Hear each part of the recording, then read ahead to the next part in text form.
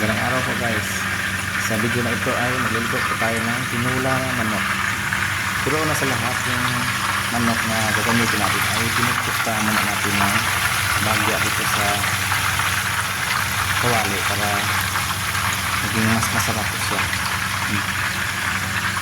Dito sa yung nalalata, yung masarap po siya kainin. Yan po. Pag mayroon na siyang brown at hindi po siya talagang yung parang fried chicken ay pwede na po siya isama natin sa tinola guys. At ito na po yung malunggay na gagamitin natin para pang sahog ito sa tinola. Masarap po ito guys. At ito naman yung ating manok na tinutusta ng bagya. At meron tayong sangkap na itong malunggay, sayote, saka itong patatas, meron ding luya, kamatis, at meron din dyan sili na yung mahaba. Itong repolyo ay hindi pa natin yung cabbage, hindi pa nito na isama, na sama lang yan sa lalagyan, pero hindi natin yan isama sa ating tinola. Yung malunggay lang po.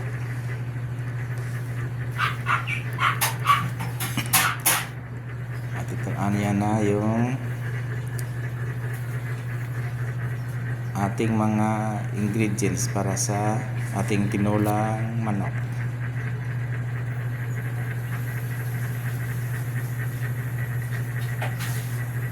Yung manok natin na tinutusta natin ng bahagya. At ito na ay nag-add din ako ng sili na mahaba, saka itong tanglad o yung lemongrass. Yan po yung ating mga ingredients guys. At ito na ay tapos ko na nalinisan itong mga sangkap. At ngayon ay mag-umpisa na po tayo magluluto.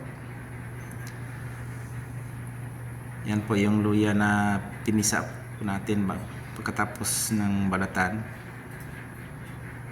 Nahanda na po na yan na lahat guys. Nagpapainit na po tayo ng tubig para sa tinula. Yan, pagkainit niyan ay iuna natin salin itong luya, itong lemongrass at saka itong sili para sila yung unang sa sabaw, pangpalasa, pangpabango bago yung manok.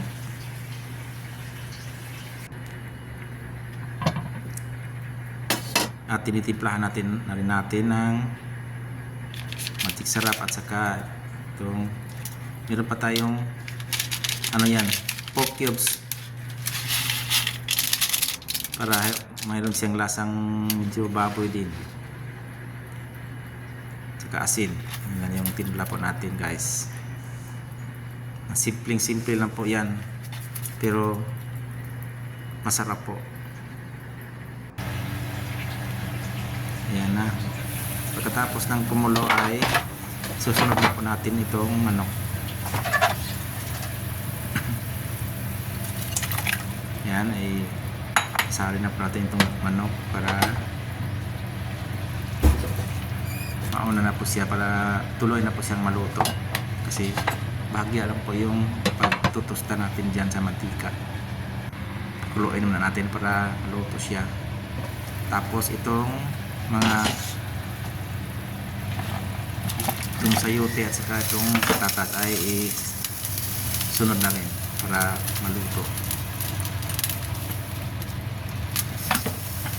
Kasi medyo matagal-tagal din yan maluto, kasi mga parang mga root crops. Ayan na, kumulo na at saka medyo luto na yan ng luto na ng konti. Ayan. Tinisting ko na kung malambot na ba. Ayan po. Sinunod ko na yung sibuyas, itong kamatis,